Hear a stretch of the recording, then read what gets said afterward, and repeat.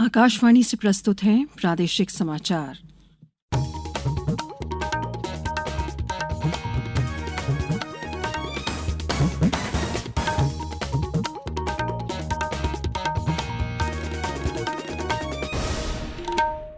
नमस्कार, समाचारों के साथ मैं शेख महजबीन अल्मास। सबसे पहले इस बुलेटिन के मुख्य समाचार। मुख्यमंत्री ने रेल मंत्री से उज्जैन और दिल्ली के बीच वंदे भारत स्लीपर ट्रेन शुरू करने का किया अनुरोध। केंद्रीय पर्यटन मंत्री गजेंद्र सिंह शेखावत ने सांची में बौद्ध स्तूपों सहित अन्य धरोहरों को देखा।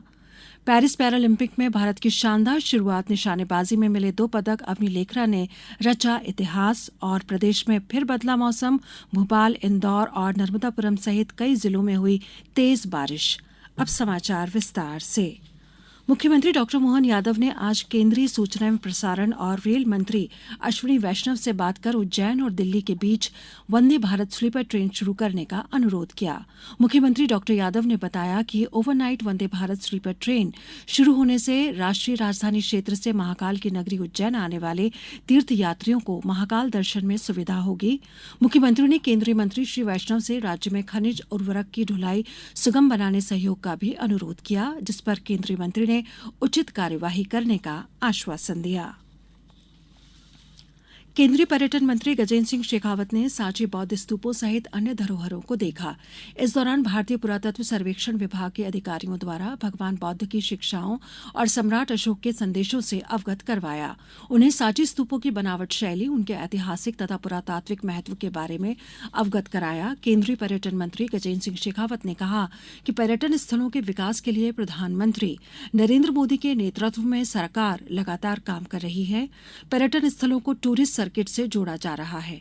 इससे पर्यटन को बढ़ावा मिलने के साथ ही रोजगार के नवीन अवसर भी सृजित हो रहे हैं। पेंशन भोगियों के लिए प्रक्रिया को सरल बनाने के एक उपाय के रूप में सरकार ने आज एकल सरलीकृत पेंशन आवेदन पत्र जारी किया और भविष्य पोर्टल का EHRMS के साथ डिजिटल एकीकरण किया। इस अनूठे उपायों की शुरुआत कार्मिक, लोक शिकायत और पेंशन राज्य मंत्री डॉक्टर जितेंद्र सिंह ने नई दिल्ली में वीडियो कॉन्फ्रेंसिंग के माध्यम से की। इस अवसर पर डॉक्टर सिंह ने कहा कि सरकार जीवन सुगम बनाने के लिए प्रतिबद्ध है। कार्मिक और प्रशिक्षण विभाग के सचिव विवेक जोशी ने मानव संसाधन प्रबंधन को बढ़ाने के लिए इन उपायों को मील का पत्थर बताया। प्रधानमंत्री जनजातीय आदिवासी न्याय महाअभियान के तहत प्रदेश में चिन्हित विशेष रूप से जनजातीय समूहों में 3,630 घरों को विद्युतीकृत किया जा चुका है। ऊर्जा मंत्री प्रद्युम्न सिंह तोमर ने शेष घरों में भी विद्युतीकरण समय सीमा में करने के निर्देश दिए हैं। अभियान में चिन्हित जनजातीय समूह जैसे भारिया, बैगा एवं सहरिया समुदाय के बिना बिजली वाले घरों को विद्युतीकृत किया जा रहा है। इससे प्रदेश के लगभग 27,000 घरों में विद्युतीकरण की कार्य योजना को भारत सरकार द्वारा स्वीकृति दी गई है। एम्स भोपाल में उपचार के लिए भर्ती राज्यपाल मंगूभाई पटेल की स्थिति स्थिर है और चिकित्सक उनके स्वास्थ्य पर नजर रखे हुए हैं। एम्स भोपाल के कार्यपालक निदेशक प्रोफेसर अजय सिंह के अनुसार राज्यपाल सामान्य रूप से भोजन कर रहे हैं और आराम कर रहे हैं। राज्यपाल को 27 अगस्त को बुखार की शिकायत के बाद एम्स भोपाल में भर्ती कराया गया था। प्रदेश के ग्रामीण क्षेत्रों में पर्यटन बढ़ने से अब गांव की अर्थव्यवस्था को मजबूती मिल रही है। प्रदेश में अभी तक 116 होम स्टे हैं, इनकी संख्या बढ़ाई जाएगी। इसके लिए ऐसे गांवों की पहचान की जा रही है जिनमें पर्यटन की भरपूर संभावना है। ग्रामीण विकास एवं पंचायत मंत्री प्रहलाद पटेल ने सभी पंचायतों से आग्रह किया है कि वे अपने यहाँ पर्यटन की संभावना वाले गांवों की पहचान कर पर्यटन गांव बनाने के लिए प्रस्ताव भेजें।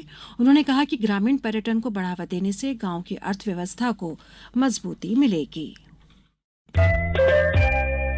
ये समाचार आप आकाशवाणी मध्य प्रदेश से सुन रहे हैं। हमारे समाचारों को अब आप कभी भी और कहीं भी अपनी सुविधा के अनुसार सुन सकते हैं। ये समाचार बुलेटिन YouTube, X प्लेटफॉर्म और Facebook पर AIR न्यूज भोपाल पेज पर सुने जा सकते हैं। इसके अलावा आप हमारी वेबसाइट newsonair.gov.in पर अथवा न्यूज ऑन AIR ऐप पर भी समाचार सुन सकते हैं।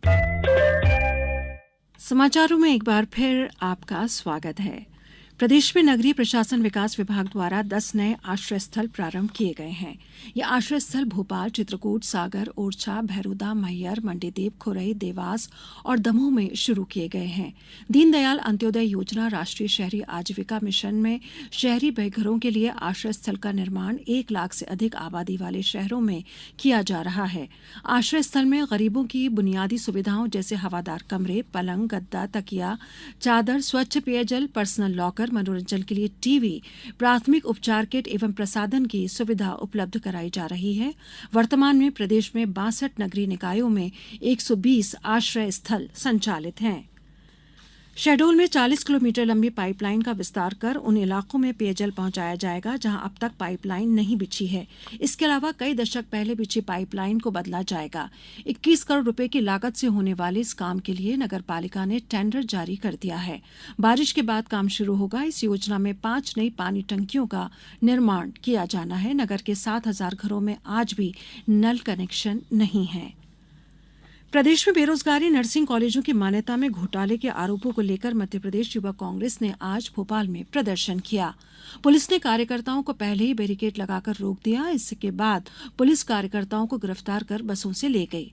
आंदोलन में युवा कांग्रेस के राष्ट्रीय अध्यक्ष श्रीनिवास पीवी, प्रदेश कांग्रेस अध्यक्ष जीतू पटवारी, नेता प्रतिपक्ष उमंग सिंघार, पूर्व केंद्रीय मंत्री अरुण यादव, युवा कांग्रेस के प्रदेश अध्यक्ष मितेंद्र सिंह शामिल हुए।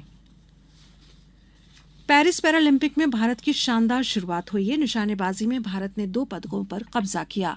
अवनी लेखरा ने 10 metre air rifle standing SH1 में स्वर्ण पदक जीता। इस स्पर्धा का कांस्य मोना अग्रवाल को मिला।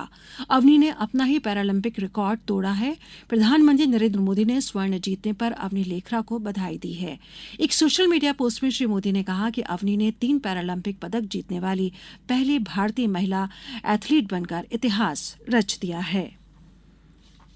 प्रदेश में फिर मौसम बदलने लगा है। आज भोपाल और नर्मदापुरम में तेज बारिश हुई, वहीं इंदौर में भी तेज पानी गिरा। मंडला में भी करीब 1 घंटे जोरदार वर्षा हुई, जिससे मौसम ठंडा हो गया। मौसम विभाग के अनुसार कल से मौसम का नया सिस्टम सक्रिय हो रहा है। इससे जबलपुर, रीवा, शहडोल और सागर संभाग में तेज बारिश होगी। प्रदेश के सभी बड़े बांध 90% से ज्यादा भर चुके हैं। भोपाल में कलियासौत, कैरवा और भदभदा सहित राज्य के अधिकतर बांधों के गेट भी खुल चुके हैं। अब कुछ समाचार संक्षेप में। मध्यप्रदेश हाईकोर्ट की जबलपुर खंडपीठ ने धार्मिक स्थलों पर लाउड स्पीकर बजाने की अनुमति को नकार दिया है। साथ ही संभाग आयुक्त इंदौर तथा कलेक्टर खंडवा को अवमानना नोटिस जारी किया है। मध्यप्रदेश राज्य हज कमेटी के अनुसार प्रदेश में अब तक 3,899 लोगों ने कमेटी के माध्यम से हज यात्रा के लिए आवेदन किया है। ऑनलाइन आवेदन की अंतिम तिथि 9 सितंबर है। सीहोर जिले में मलेरिया की जांच एवं दवाइयां सभी शासकीय स्वास्थ्य संस्थाओं में निःशुल्क प्रदान की जा रही हैं। आशा कार्यकर्ताओं ने भी घर घर जाकर जांच करने में अहम भूमिका निभा रही हैं। पन्ना में उच्च शिक्षा, तकनीकी शिक्षा एवं आयुष मंत्री इंदर सिंह परमार ने आज विभिन्न विभागों के अधिकारियों के साथ जिले के विकास की समीक्षा की। खंडवा में मध्यप्रदेश अर्बन डेवलपमेंट कंपनी द्वारा ओंकारेश्वर में सीवरेज परियोजना का कार्य लगभग पूर्ण कर लिया गया है। फिलहाल इसका परीक्षण किया जा रहा है। गुना में जिला चिकित्सालय कल सामूहिक श्रमदान से खिड़कियों एवं रैलिंग की रंगाई पुताई का कार्य किया जाएगा। पुताई के लिए पेंट और ब्रश जिला चिकित्सालय में उपलब्ध कराया जाएगा। मंदसौर में 1 सितंबर से 15 सितंबर तक सड़क सुरक्षा पखवाड़ा मनाया जाएगा। 1 सितंबर को विद्यार्थियों, पुलिस और एनसीसी कैडेट्स द्वारा पैदल रैली निकालकर इसकी शुरुआत की जाएगी। और शहडोल जिले के जैतपुर तहसील में करचुल गांव में बने बांध से बीते 2 दिनों में पानी का रिसाव जारी है। खतरे को देखते हुए कुछ ग्रामीणों को सुरक्षित जगह पर भेजा गया है। अंत में इस बुलेटिन के मुख्य समाचार एक बार फिर। मुख्यमंत्री ने रेल मंत्री से उज्जैन और दिल्ली के बीच वंदे भारत स्लीपर ट्रेन शुरू करने का किया अनुरोध। केंद्रीय पर्यटन मंत्री गजेंद्र सिंह शेखावत ने सांची में बौद्ध स्तूपों सहित अन्य धरोहरों को देखा। पेरिस पैरालंपिक में भारत की शानदार शुरुआत, निशानेबाजी में मिले 2 पदक, अवनी लेखरा ने रचा इतिहास। और प्रदेश में फिर बदला मौसम, भोपाल, इंदौर और नर्मदापुरम सहित कई जिलों में हुई तेज बारिश। इस बुलेटिन में बस इतना ही। इजाजत दीजिए। नमस्कार।